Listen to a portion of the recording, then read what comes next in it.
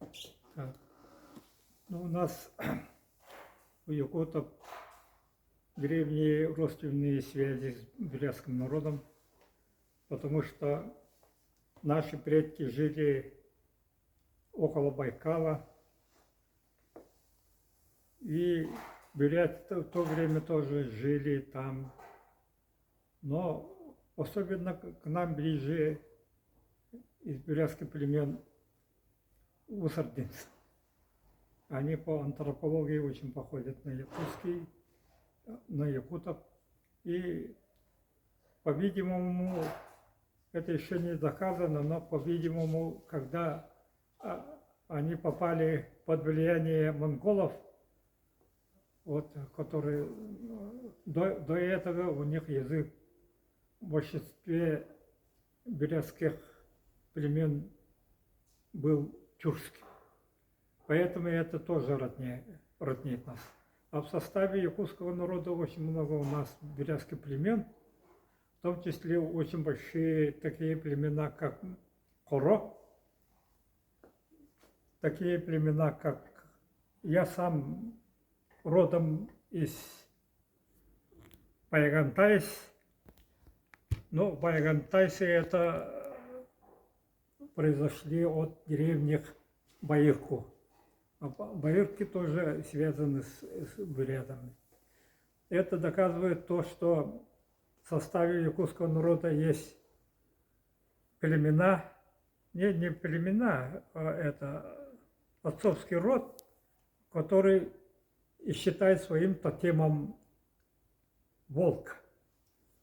А слово «бурят» это образовалось от слова «бюре», по-тюркски это волк, и суффиксом «т» или «д» множественного числа получается «бюрят», то есть по-якутски «бюрелер» называется. А у нас есть вот якутские роды, которые считают своим тотемом волка до сих пор. Это особенно бетюнцы, бетюн в составе Намского улуса и других улусов, Булийского улуса тоже есть бетюнцы.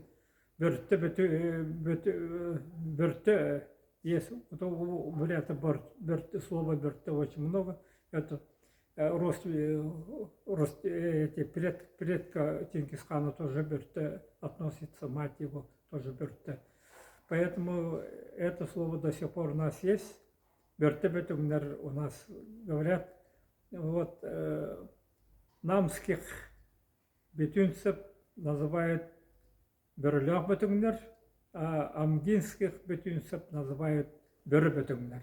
Так что вот это даже вот это одно слово, само название бурятского народа, и в составе якутского народа оказались очень много вот этих бурятско-монгольских племен, в том числе вот это баирку, которые жили раньше перетоках Амура, они через Селенку попали в Бурятию, они образовали вот хоротоматские роды тоже. У нас томаты тоже есть, хоро тоже есть, поэтому очень много древних таких у нас связей нашей истории, образования наших народов есть. И поэтому можно сказать, что буряты, вот, язык бурятов сейчас считается монгольским языком, но когда-то это было большинство случаев тюркским народом. И это сейчас отражается иногда очень интересным образом. Вот у нас друг, который приезжает здесь, много раз был здесь, Баир Дугаров, поэт, который пишет на русском языке, народный поэт, очень хороший поэт, интересный поэт. Я с ним знаком давно, но мы последний переход поговорили о племенах, о родах, которые сейчас забыты, растворились в этом бурятском народе и в якутском народе. он очень много это подчеркнул, много раз это. И я тоже, изучая древние истории якутов, вот, много раз соприкасался с племенами, вот, которые составили бурятский народ. Вот. Поэтому мы нашли общий язык с ним, и он очень обрадовался, что мы вплоть до того, что зная эхриты, булгаты, это очень близкие родственники якутов. Это они усардинские, эхо, даже саха, само названием якутского народа очень близко. Вот. А булагаты это бурут и другое название бурут. Вот это вот слово тоже беру, вот образовались они. Вот это они очень близко. И я вот заметил, что вот это поэзии Баиру Дугарова свойственно, то он хотя пишет на русском языке, но у него появляется в последнее время странное такое вот явление, хотя бурятский язык, по-видимому, у них не характерна аллитерация начальная ритма, но он пытается писать на русском языке и, используя аллитерацию, тоже пишет. Это, по-видимому, идет от генпамяти, когда у нас наши сообщества, наши народы вместе жили, был один язык, и он, по-видимому, вот это свойство вот это тюркского, якутского народа, поэзии якутского народа, он до сих пор вот это выражает таким образом, интересно. Он сам не знает, понимает, что откуда у него появляются вот эти начальные ритмы, хотя это свойство, это раньше у нас до появления вот это последнее время советской поэзии у нас был вот, более-менее аллитерационный стих, это свободный стих. Вот у него тоже так же появляется это. Но я хотел бы сказать, что у нас Семен Петрович Данилов, он дружил со многими бурятами, в том числе Жалсараевым, Дамдиновым, Узутыевым, и он знаком был, и бурятские писатели здесь побывали у нас, даже в этом музее много раз они бывали. И мне вот это я немножко знаком. Очень хорошие бурятские поэты рано умерли. Жаль, что они могли бы иметь всемирную известность. Но, тем не менее, например, вот я знаком поэзией Намжила Нимбуева, который умер только 22 года всего лишь, но его считают великим поэтом. И проводится сейчас Всемирный фестиваль поэзии его имени. И в этом фестивале у нас участвовали вот это Елена Корсунах участвовала, и она удостоена первым таким премией серебряным журавленком, аистом был и взял приз, вот этот гран-при этого конкурса, первого международного поэтического конкурса. Так что это тоже нас роднит. Вот я через Семена Петровича тоже познакомился с бурятскими поэтами, их творчеством, поэзией особенно. И я считаю, что Донток Узутыев, Дашид Дамбаев – это такие поэты, которые очень талантливы от природы, очень крупные писатели. Например, Донтока Узутыева в переводе Станислав Куняев и Евгений Евтушенко.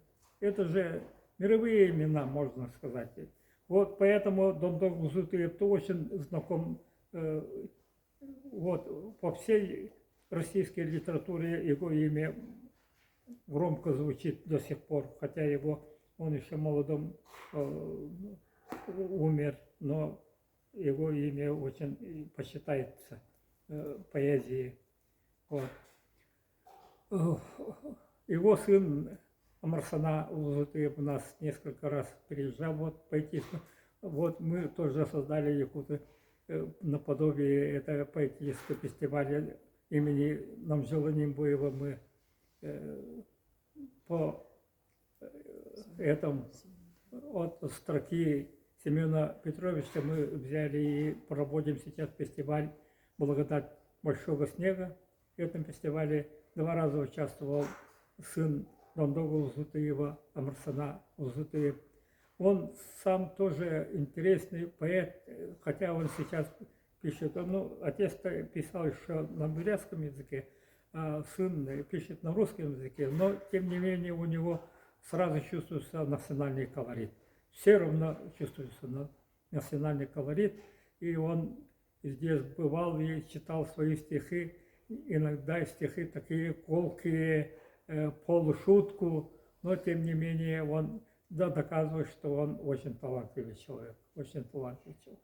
Поэтому наши связи тянутся с исторических времен, продолжается. Я думаю, вот бурятско-якутские связи. Вот я хотел бы еще один эпизод так вспомнить. Один бурятский писатель в поезде встретился нашим Ильей Чагалканом и говорит, Чагалкан очень грамотный человек был, очень хорошо говорил на русском языке, он очень большой поэт нас. Но этот поэт сказал, что ты, однако, будешь писателем. Но тогда он молодой был, еще неизвестный был, станешь писателем. Но потом он говорит, как мне тебя, забуду, наверное, твое имя. А Илья Чалган говорит ему вот это. Нет, ты не забудешь. Что такое вино знаешь? Я знаю. А моя фамилия Вино Куров. Так что вино курить, вино делает, который сразу вспомнишь, что я это. Но Чалган не вспомнишь, потому что это вот якутское слово, поэтому имя-то мою фамилию ты никогда не забудешь. Потом он стал, вот этот человек, который был на войне, кажется, рассказывал тоже Чалгану свои истории. Он сказал, что потом он, оказывается, стал писателем действительно, Гунгачемитовым, и написал роман даже. Поэтому вот такое случайная встреча в вагоне железной дороги, это очень... 2 человека родились там. Наш Чалган Илья поэт и Гунга Чемитов. Вот очень интересно такие вот эпизоды можно назвать. Поэтому они очень близкие наши родственники. И поэзия в одно время, особенно в начале 70-х годов, бурятская поэзия была очень на высоте была. Но потом, когда у них не стало журнала «Байкал», который печатал бурятские произведения бурятских писателей, его не стало, и это отразилось, что они перешли, почти все писатели перешли на русский язык, поэтому потеряли вот это свою. Но тем не менее, как я говорил, несмотря на то, что много писателей, которые пишут на русском языке, все равно стали вот эти выражать свои идеалы своего народа. Например, Африкан Бальбуров, он писал на русском языке, но он стал народным писателем Бурятии.